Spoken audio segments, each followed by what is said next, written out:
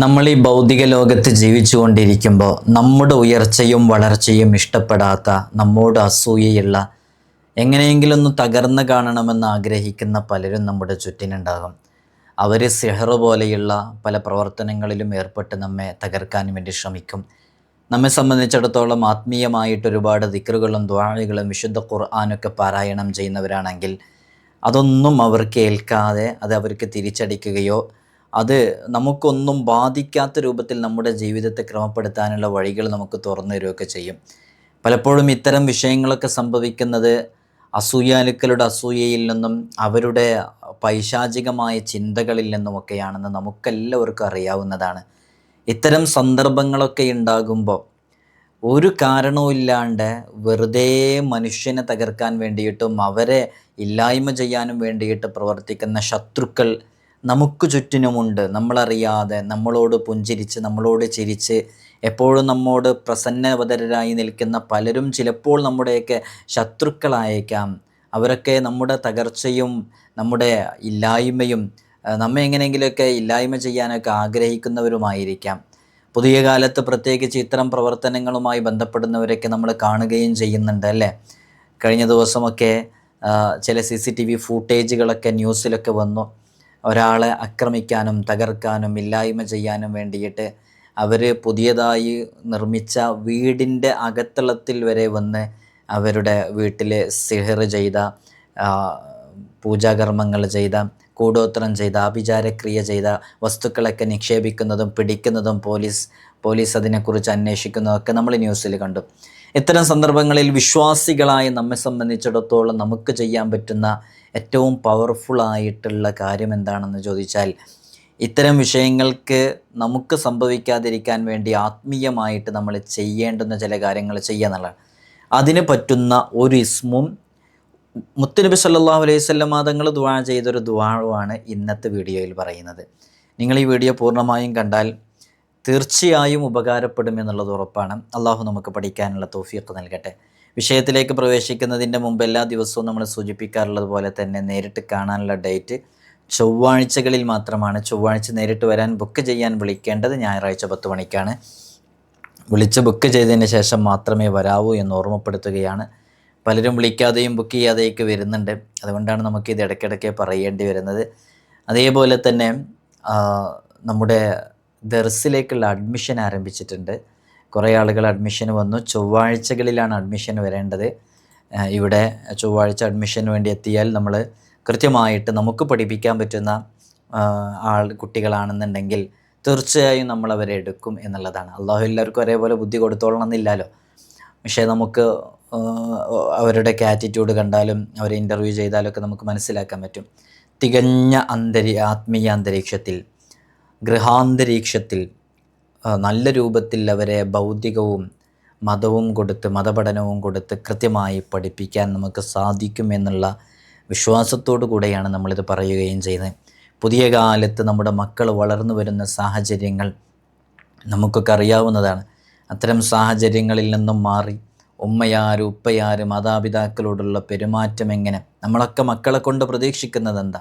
നാളെ ആരാരുമില്ലാത്ത ഖബറിൻ്റെ അകത്ത് കിടക്കുമ്പോൾ നമുക്ക് അവർ ദുആ ചെയ്യുന്ന സ്വാലിഹായ മക്കളാകണമെന്നാണ്. പുതിയ കാലത്ത് വളർന്നു വരുന്ന മക്കളുടെ രീതിയും ജീവിതശൈലിയും കാണുമ്പോൾ നമുക്ക് ബേജാറില്ലേ? എൻ്റെ മോൻ അങ്ങനെ എൻ്റെ മേലെ എനിക്കുണ്ടാകുമെന്നുള്ള ധൈര്യം നമുക്കുണ്ടോ? അത്തരം മക്കളെ വളർത്തിയെടുക്കാൻ തീർച്ചയായും വിശ്വാസത്തോടുകൂടെ നിങ്ങളെ മക്കളെ നിങ്ങൾക്ക് നമ്മെ ഏൽപ്പിക്കാവുന്നതാണ്. നമ്മുടെ മുത്തഅല്ലിമീങ്ങളുടെ വീഡിയോസും അവരുടെ ഷോർട്സും അവർ അവതരിപ്പിക്കുന്ന പ്രോഗ്രാംസൊക്കെ നിങ്ങൾ കാണുന്നവരാണ്, അറിയുന്നവരാണ്. കൂടുതൽ അതേക്കുറിച്ച് നിങ്ങളോട് സംസാരിക്കേണ്ടി വരില്ല ഇൻഷാ അല്ലാഹ്. അതേപോലെ തന്നെ മറ്റൊരു വിഷയം, അപ്പോൾ ചൊവ്വാഴ്ചകളിലാണ് ഇൻ്റർവ്യൂ ഉണ്ടായിരിക്കുക. അതേപോലെ തന്നെ മറ്റൊരു വിഷയം ഓർമ്മപ്പെടുത്താനുള്ളത്, നമ്മുടെ നോമ്പുതുറയിലേക്ക് ഒരുപാട് മുഅ്മിനീങ്ങൾ മുഅ്മിനാത്തുകൾ സഹായങ്ങൾ നൽകി. ഇൻഷാ അല്ലാഹ് കഴിയുന്നവരൊക്കെ നോമ്പുതുറയിലെ ഒരു 50 പേരുടെയോ 20 പേരുടെയോ 10 പേരുടെയോ ഒക്കെ ഏറ്റെടുക്കാൻ കഴിയുന്നവർ ഇൻഷാ അല്ലാഹ് ഈ കാണുന്ന വാട്സപ്പ് നമ്പറിൽ കോൺടാക്റ്റ് ചെയ്താൽ നമ്മളതിൻ്റെ ഡീറ്റെയിൽസും കാര്യങ്ങളൊക്കെ അറിയിക്കും. നിങ്ങൾക്ക് ഏറ്റെടുക്കാവുന്നതാണ്. ഇത് നമ്മുടെ അവസാന റമളാനാണെങ്കിൽ ഈ ഒരു സ്വതക്ക കൊണ്ട് മാത്രം നമുക്ക് വിജയിക്കാൻ പറ്റും.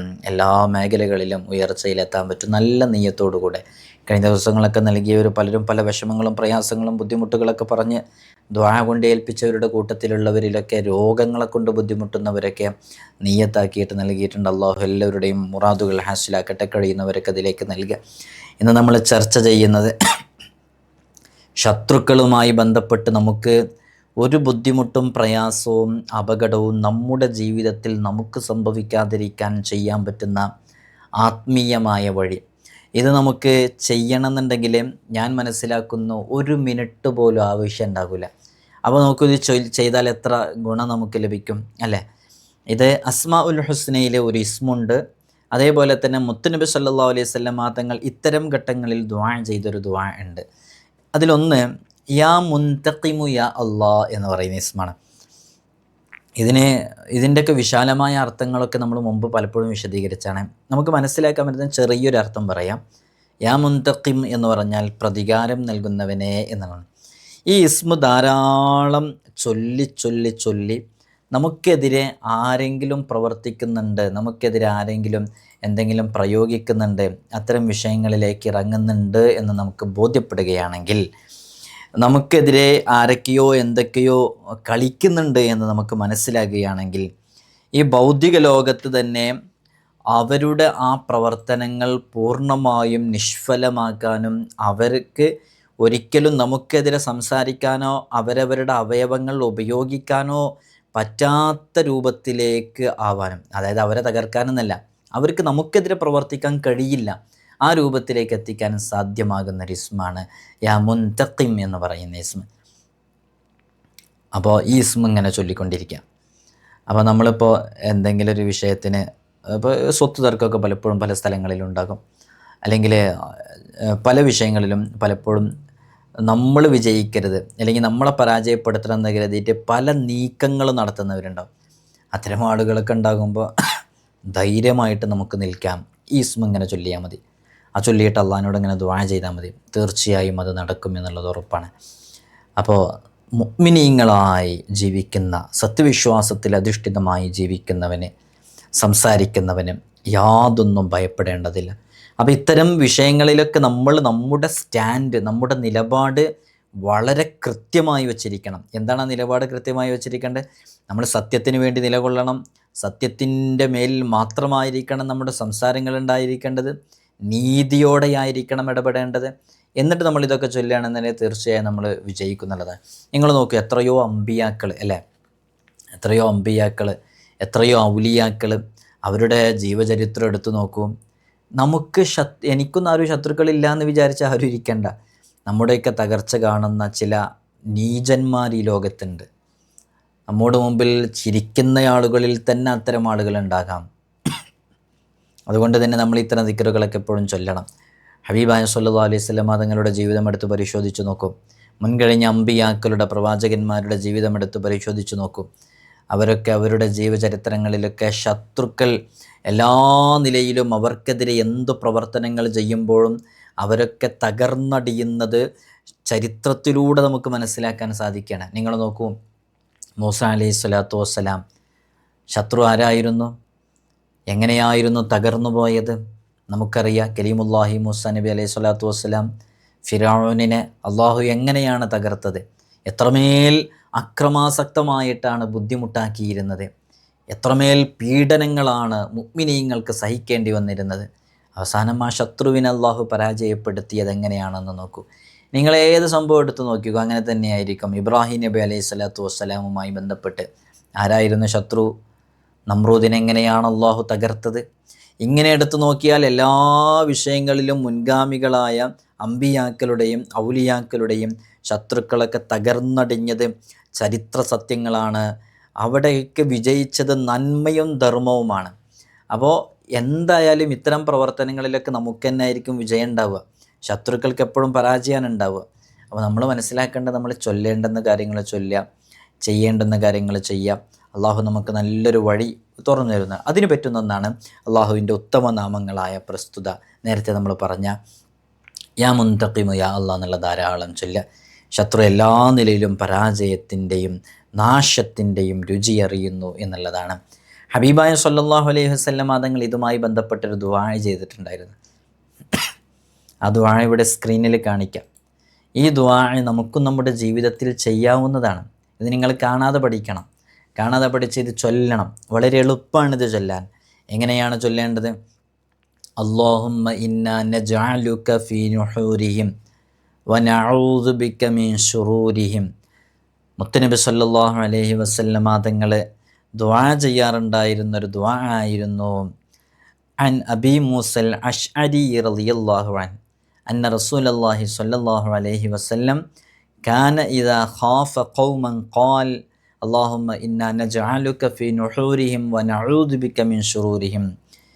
അബൂദാവൂദ്, നസായി ഒക്കെ റിപ്പോർട്ട് ചെയ്യുന്ന സ്വഹീഹായ ഹദീസാണിത്. ഈ ഹദീസിൽ കാണാം ഹബീബായ സല്ലല്ലാഹു അലൈഹി വസല്ലം തങ്ങളുടെ ഒരു ദുആ ആയിരുന്നു ഈ ദുആ എന്നുള്ളത്. എത്ര മിനിറ്റാണ്? 1 മിനിറ്റ് ആവശ്യമുണ്ടോ? നമുക്കിപ്പോൾ തന്നെ പഠിച്ചു വെക്കാം. അല്ലാഹുമ്മ ഇന്നാ നജ്അലുക ഫീ നുഹൂരിഹിം വനഊദു ബിക മിൻ ശുറൂരിഹിം എന്നുള്ളത്. ഇതിൻ്റെ അർത്ഥം തന്നെ അത്രമേൽ പവർഫുൾ ആയിട്ടുള്ളൊരു അർത്ഥമാണ്. ഞാനതിലേക്ക് പ്രവേശിക്കുന്നില്ല. അപ്പോൾ ഈ ദുആവും ഈ ഒരു ഇസ്മും നമ്മുടെ ജീവിതത്തിലേക്ക് ചേർത്ത് വെച്ചാൽ തീർച്ചയായും ഇത്തരം ആളുകളുടെ ഏതു പ്രവർത്തനങ്ങളിൽ നിന്നും നമുക്ക് വലിയ രക്ഷ ലഭിക്കാൻ കാരണമാകും. അവർക്ക് നമ്മെ ഒരു കാരണവശാലും തകർക്കാനോ ഇല്ലായ്മ ചെയ്യാനോ സാധിക്കുകയില്ല എന്ന് നമ്മൾ മനസ്സിലാക്കുക. അള്ളാഹു തൗഫീഖ് നൽകട്ടെ. ഇൻഷാ അല്ലാഹ് എല്ലാവരും ദുആ ചെയ്യണം. നമ്മളൊരാളെയും തകർക്കാനൊന്നും നമ്മൾ ശ്രമിക്കരുത്. നമ്മൾ സത്യസന്ധമായിട്ട് പൂർണ്ണ വിശ്വാസത്തോടുകൂടെ തികഞ്ഞ ഭക്തിയോടുകൂടെ റബ്ബിലേക്ക് മടങ്ങുക. തീർച്ചയായും നമുക്ക് വിജയം ഉണ്ടാകും. എല്ലാ ദിവസവും നമ്മൾ പറയാറുള്ളത് പോലെ തന്നെ 5 വഖത്ത് ഫർള് നിസ്കാരം ഒരു കാരണവശാലും ഖളാ ആക്കരുത്. ഒരാളെയും കുറ്റം പറയരുത്, ഒരാളുടെയും ഗീബത്ത് പറയരുത്. അങ്ങനെ നല്ല രൂപത്തിൽ ജീവിക്കുകയും ജീവിതത്തെ ക്രമപ്പെടുത്തുകയും ചെയ്യാം. അപ്പോൾ അള്ളാഹു നമുക്ക് നല്ല വഴികൾ ഇങ്ങനെ തുറന്നു തരും. ഇതൊക്കെ അള്ളാഹല്ലേ നൽകുന്നത്, പിന്നെന്തിനാ പേടിക്കുന്നത്? അള്ളാഹു നമുക്ക് തൗഫീഖ് നൽകട്ടെ. നിങ്ങളൊക്കെ ദുആ ചെയ്യണം. അസ്സലാമു അലൈക്കും വറഹ്മത്തുള്ളാഹി തആല വബറകാതുഹു.